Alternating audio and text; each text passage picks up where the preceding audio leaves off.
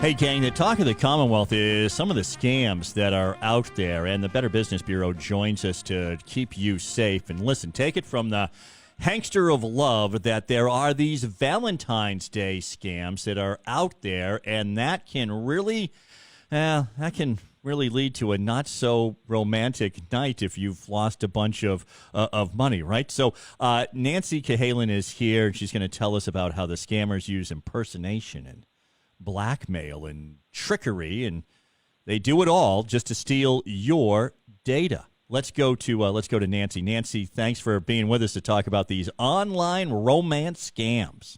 Well, thanks for inviting me on. This is a really big scam, and people lose a lot of money. You'd be shocked.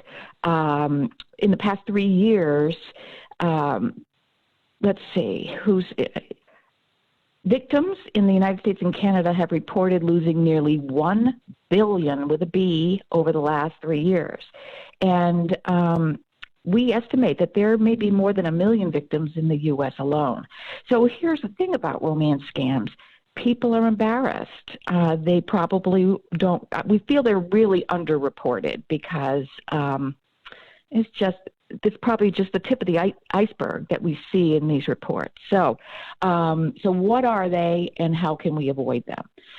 Singles trying to develop a relationship often turn to online dating sites to find someone. And this has made the fraud even easier to commit. There are a couple of different scams. They prey on lonely people looking to connect with someone and can sometimes take months of building a trusting relationship before the scammer asks for money. Usually it's for some kind of an emergency or for transportation.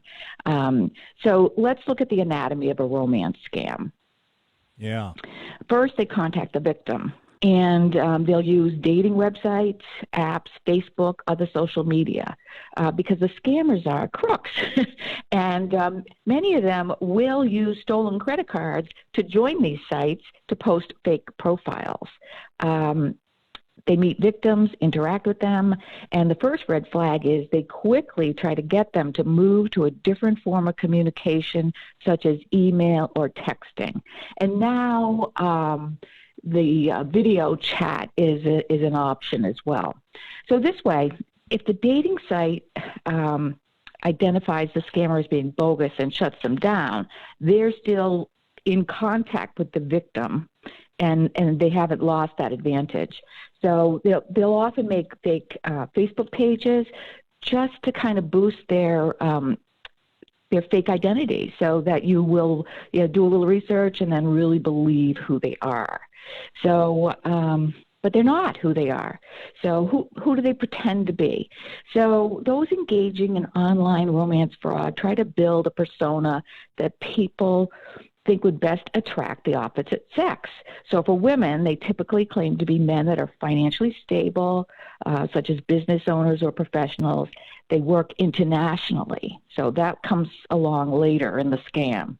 Some fraudsters even claim to be a widowed father of a minor child. That kind of, brings in a whole different element that the female will think that they're really needed in that situation. Profiles targeting male victims, will tend to be attractive young women under the age of 30 years old. So there's not as much thought to those personas. The grooming. Yeah. So we said that it takes months sometimes before they ask for money. It's because they're going to ask for a lot of money. This isn't a $10, $20, $100, $500 scam. These, when I show you what has been reported on Scam Tracker, you won't believe it. So they groom the victims, so they build trust. And this can go on for months. It could be they might have daily texts. They might send even flowers or small gifts.